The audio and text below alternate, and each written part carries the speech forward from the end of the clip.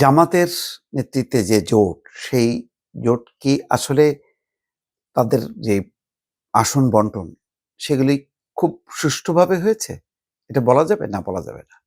৪৭টা আসনে মনোনয়নপত্র দাখিল করেছে এনসিপি। কিন্তু এনসিপি এখনো নিশ্চিত না যে ঠিক কয়টা আসন। ঠিক আরো বড় একটা অস্বস্তি ইসলামী আন্দোলন, চরমোনাইয়ের ইসলামী আন্দোলন। এবং খবরের শিরোনামটা বলি, জোট গঠনের পরদিনই মনোমালিন্য, জামাতের বড় ভাই সুলভ আচরণে অস্বস্তিতে ইসলামী আন্দোলন। দর্শক, কেন এই অবস্থা একটু বিশ্লেষণ করি।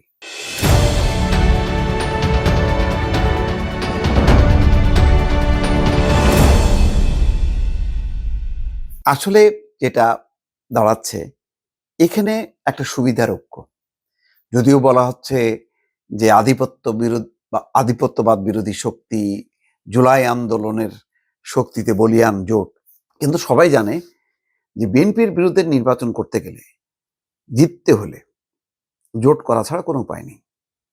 জোটবদ্ধ হয়ে সব জোট একসাথে করা। এর আগে একটা ধর্মীয় ধোঁয়া তোলা হলো ইসলামী আন্দোলনের পক্ষ থেকে, যে সব ইসলামী ভোট এক বাক্সে। এটা হলো চরমোনাইয়ের একটা চালাকি বক্তব্য। তো সেটা এখন বড় হইতে হইতে এখন ৮ দলের সাথে ৩টা দল যুক্ত হলো, এনসিপি, এলডিপি এবং এবি পার্টি। কিন্তু সবাই যার যার মতন করে নমিনেশন সাবমিট করেছে। এখনো পর্যন্ত কিন্তু প্রত্যাহারের পর বোঝা যাবে যে আসলে মেরুকরণটা কি দাঁড়ালো। কিন্তু ঠোকাঠুকি কিন্তু চলতেছে, বিশেষ করে চরমোনাইয়ের মানে ইসলামী আন্দোলন। তারা মনে করে জামাতের থেকে তারাও কম না, তারাও ১৫০ আসন চেয়েছে। এর আগে খবরে কিন্তু বেড়েছিল সব দল মিলে, ৮ দলীয় জোটেরই সব দল মিলে যে আসন চাইতেছে তাতে ২৭০টা আসন হয়, আর জামাতের জন্য থাকে ৩০টা।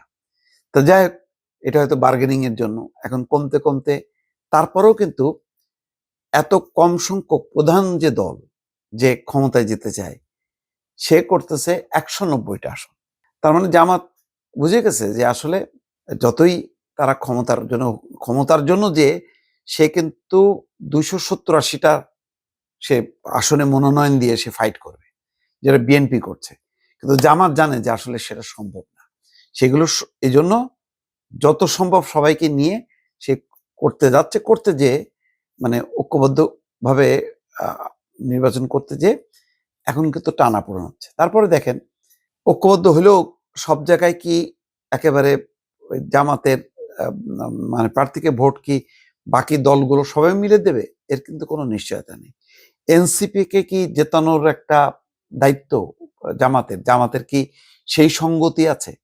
যেখানে জামাতের প্রার্থী থাকবে না, সেখানে জামাত তার সব ভোট মিললে তার ক্যাডার ভিত্তিক মানে দল ৫,০০০ বা ১০,০০০ই হইল, কিন্তু লক্ষ লক্ষ ভোট টানবে কেমনে?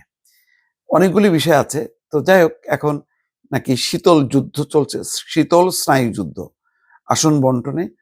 ইসলামী আন্দোলনের পক্ষ থেকে জামাতের বিরুদ্ধে বিগ ব্রাদার বা বড় ভাই সুলভ আচরণের অভিযোগ উঠলেও জামাত নেতারা তা অস্বীকার করে সর্বোচ্চ ছাড় দেওয়ার প্রতিশ্রুতি দিয়েছেন। আসন সমঝোতা এবং বিগ ব্রাদার বিতর্ক, তার মানে হচ্ছে টানাটানি চলছে। এবং সবচেয়ে বড় বিতর্ক তৈরি হয়েছে আসন বন্টন নিয়ে। ইসলামী আন্দোলনের সিনিয়র নায়েবে আমির মুফতি সৈয়দ ফয়জুল করিমের মতো জ্যেষ্ঠ নেতাদের আকাঙ্ক্ষিত আসনেও জামাতের প্রার্থীরা মনোনয়নপত্র জমা দিয়েছেন। দলটির তৃণমূলের মতে জুলাই আগস্ট অভ্যুত্থানে ফয়জুল করিমের সক্রিয় ভূমিকা বিবেচনা করে তাকে এসব আসনে বিশেষ ছাড় দেওয়া উচিত ছিল। দেখা যাক ঠোকাঠুকি করতে করতে কোথায় শেষ পর্যন্ত দাঁড়ায়। তবে সুবিধার ঐক্য কখনো এটা আদর্শিক ঐক্য বলে যদি চালানো হয়, এটা আসলে চূড়ান্ত অর্থে টেকে না। দেখা যাক কি হয় শেষ পর্যন্ত।